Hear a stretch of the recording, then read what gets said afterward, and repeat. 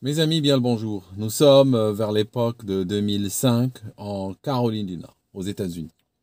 On a le couple Sumner qui est très fragile. Ils ont le début soixantaine, mais leur santé est déjà très chancelante. Si on compare une image de lorsqu'ils ont le milieu de la cinquantaine, où ils ont l'air souriants, ils ont l'air heureux, avec une photo prise un peu plus tard, quand ils ont 61 ans chacun, eh bien, on réalise que la vie n'a pas été très facile avec madame à cancer au foie, elle est sous chimiothérapie, et monsieur a du mal à marcher.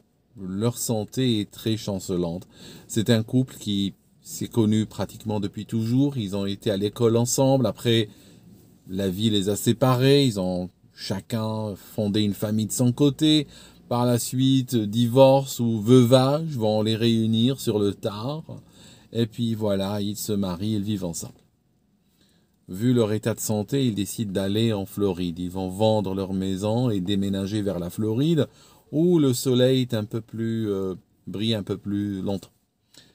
Alors, durant leur vie en Caroline du Nord, c'était un couple très généreux qui avait de bonnes relations avec le voisinage, en particulier avec la famille Cole.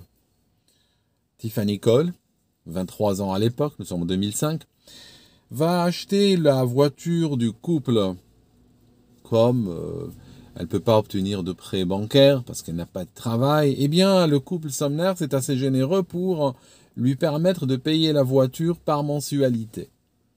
Ils partent donc en Floride et lui laissent la voiture qu'elle va payer progressivement.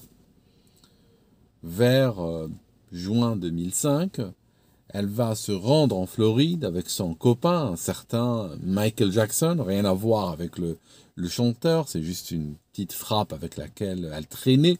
Donc, elle va partir avec Monsieur Jackson chez les Sumners pour récupérer la carte grise de la voiture, parce que l'agrément était qu'une fois qu'elle finit de payer, il lui donne les papiers de la bagnole. Elle arrive chez eux, ils vont les faire rentrer, et pendant qu'elle est sous leur toit, elle va commencer à faire des observations. Elle se dit, ils ont vendu leur maison en Caroline du Nord, ils l'ont vendu à son sens, à l'information, selon l'information qu'elle avait, 90 000 dollars.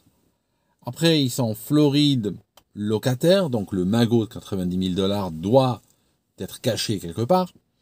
En plus, ils ont l'air extrêmement fragiles, ils ont du mal à se déplacer, même d'un endroit à l'autre de la maison. Il y a plein de médicaments partout, donc pour elle, c'est les victimes idéales. Elle va s'en ouvrir à son copain et elle va lui dire que il faut qu'il fasse quelque chose, qu'il faut les truander, ce couple de vieux, il faut qu'il les attaque et ils prennent leur argent. Lui, tout à fait d'accord. Par contre, il lui dit, il nous faudra des complices, on ne pourra pas faire un coup pareil tout seul. Il y a des gens, ils ont attaqué des banques à deux, eux à deux, ils peuvent même pas dévaliser un couple de vieux extrêmement malades. Donc, ils rentrent en Caroline du Nord et ils vont trouver deux complices, un certain Wade et un certain Nixon, les deux en 18 ans, qui vont se joindre à eux. Ils vont commencer à aller régulièrement en Floride, surveiller les allées-venues du couple de vieux, jusqu'au jour où ils vont décider de les attaquer. On est en juillet 2005. Un soir, Wade et Nixon vont frapper chez les vieux, qui vont ouvrir, ils vont leur dire est-ce qu'on peut utiliser le téléphone. Les Sumners, toujours prêts à rendre service, ouvrent grand leurs portes, bien sûr, allez-y.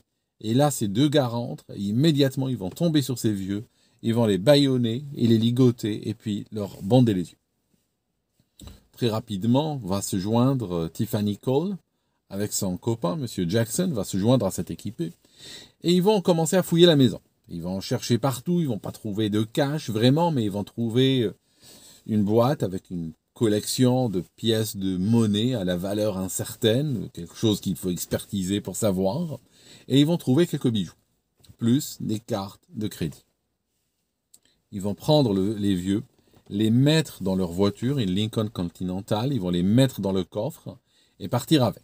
Il y a deux, Wade et Nixon, qui conduisent la voiture du couple, plus il y a Tiffany Cole et son copain qui conduisent derrière dans une Mazda de location. Et ils partent directement vers la Caroline du Nord.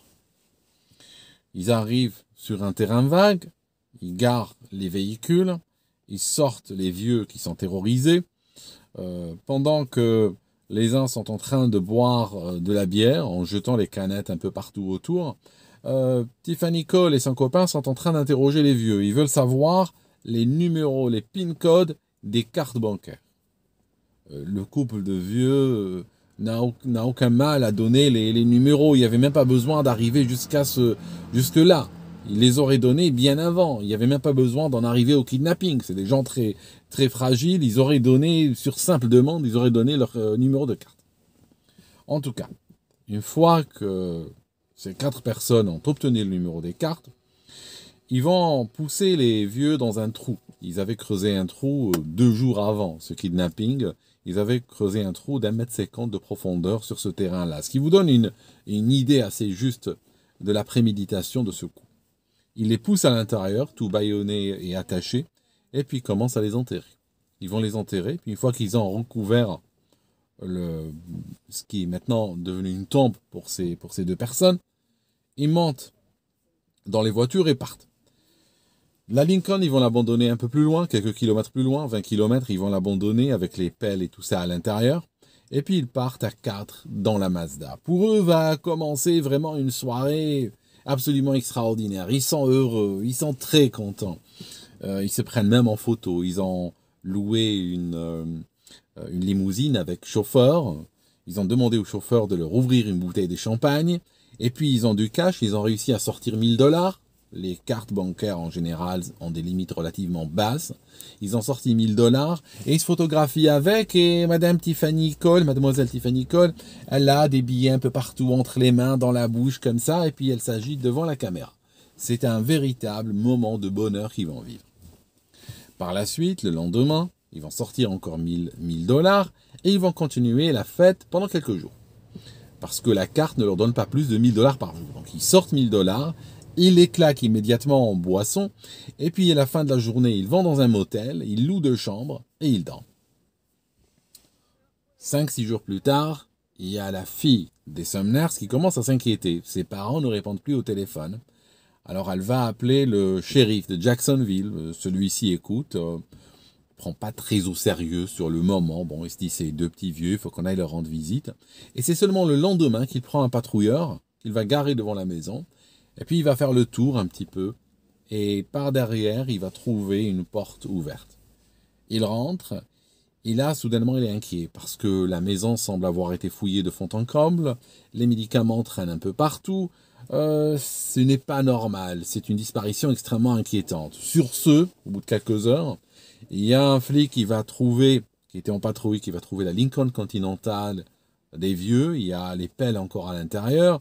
Ceci va suggérer qu'un crime a eu lieu. Là, la banque est informée, et sur ce, la banque va recevoir un appel d'un individu disant que voilà, je suis Monsieur Sumner. En réalité, c'était Jackson, c'était le copain de Tiffany. Donc, il dit voilà, nous sommes partis vers des funérailles, et notre carte ne nous permet pas de sortir plus que $1000 par jour. Est-ce que vous pouvez augmenter le plafond? Ils lui disent, parce que la banque sont avertis maintenant, ils lui disent est-ce qu'on peut parler à votre épouse? Il va leur passer Tiffany Cole, qui a 23 ans, qui commence à modifier sa voix pour se faire passer pour une vieille. La banque promet de faire quelque chose, mais en même temps, la police est en train de travailler pour les localiser. Ce qu'on va faire, par exemple, c'est regarder au niveau des distributeurs automatiques qu'ils fréquentaient régulièrement pour leurs $1000 quotidiens. Et ils vont trouver que, bien sûr, il y a des caméras de surveillance tout autour. Ils vont non seulement voir la bande, mais voir aussi le véhicule.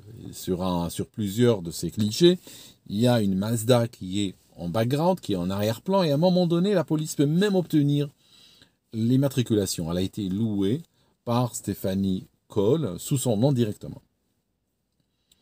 Il ne faut pas plus qu'une douzaine d'heures pour que la police tombe sur cette équipe de sauvages. Ils vont les trouver dans un motel sur le bord d'une autoroute.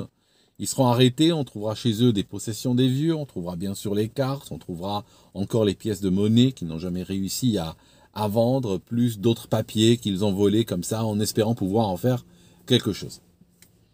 Ils sont arrêtés, déférés devant la justice. Il y en a un qui va collaborer, Nixon. lui va collaborer, il va dire j'avoue tout, je dis tout, je témoigne contre les autres, juste je veux être épargné, je veux pas la peine de mort. Il va conduire les enquêteurs vers le lieu où la tombe avait été creusée. Ils vont trouver ce couple de vieux ligotés et morts à l'intérieur, et plus les débris que les jeunes ont laissés autour, les canettes de bière et tout ça. Donc, une fois que l'affaire arrive en justice, Nixon, celui qui a témoigné contre les autres, va obtenir 45 ans de prison. Il a 18 ans au moment de la condamnation, donc avec 45 ans, il a encore une chance d'avoir la soixantaine au moment où il sera libéré. Les autres ont été condamnés à la peine capitale. Tiffany Cole, peine capitale, son copain et Wade prennent la peine capitale. Néanmoins, l'eau va couler sous les ponts. Et ce qui se passe, c'est que si vous regardez les dernières vidéos, en Californie, par exemple, le législateur a toujours exigé que le jury soit unanime pour donner la peine de mort. En Floride, la pratique était différente, c'était qu'il fallait un jury majoritaire. Donc en fait, par exemple, si on prend le cas de Tiffany Cole, il y avait 12 jurys, 9 ont décidé qu'elle méritait la peine de mort et 3 autres étaient contre. De toute façon, le législateur en Floride a voulu faire ainsi, donc exiger seulement une majorité des jurys, parce qu'il savait que de temps en temps, il tombait sur des gens qui étaient résolument contre la peine de mort, puis de toute façon, leur vote n'allait pas être en fonction de l'affaire ou en fonction de la loi, mais allait être en fonction d'une idéologie personnelle ou d'une conviction personnelle ou d'un militantisme personnel. Et il pouvait donc bloquer la peine de mort pour des criminels particulièrement abominables. Donc ce que le législateur faisait en Floride, il suffisait qu'il y ait la majorité des jurys. Sauf que plus tard, ceci a été attaqué devant la Cour constitutionnelle et tout ça. Et puis, les choses ont changé. Il a été déclaré par la suite que finalement, non. C'est pas comme ça qu'il faut faire. Il faut absolument un jury unanime pour donner la peine de mort. Dans ce sens-là, il y a quand même une très forte probabilité. Déjà, Jackson a échappé à la peine de mort. Sa peine a été commuée à une perpétuité réelle, effective. Ça signifie qu'il mourra en prison, peu importe combien de temps il vivra. Mademoiselle Tiffany Cole, elle avait réussi la prouesse d'être une des plus jeunes à être dans le couloir de la mort, à 23 ans. Aujourd'hui, elle a 41, mais elle est toujours l'une des plus jeunes. Elle est en 3e position, l'une des plus jeunes dans le couloir de la mort, mais il y a de fortes probabilités pour que sa peine soit commuée en peine à perpétuité à cause de ce problème de jury et puis cette manière rétrospective de réanalyser les affaires quand il y a un changement. En tout cas, merci mes amis d'avoir suivi cette vidéo. Et les gens qu'on trouve parfois, les hybristophiles et autres qu'on trouve sur Facebook, qui créent des fois des pages à la gloire de ces gens, qui leur écrivent du fan mail et tout ça, sont souvent insensibles à la souffrance des victimes, sont incapables même de lire un dossier d'autopsie d'une victime ou lire le témoignage ou comment la victime a été tuée. Ils sont même pas capables de faire face à la souffrance de leur causée par leurs protégés. Mais que voulez-vous? Nous sommes à une époque où tout le monde, regardez en France par exemple, c'est devenu même très caricatural, où on est dans une justice qui privilégie de plus en plus les criminels par rapport aux victimes. Merci mes amis d'avoir écouté jusque-là et on se voit dans une prochaine vidéo.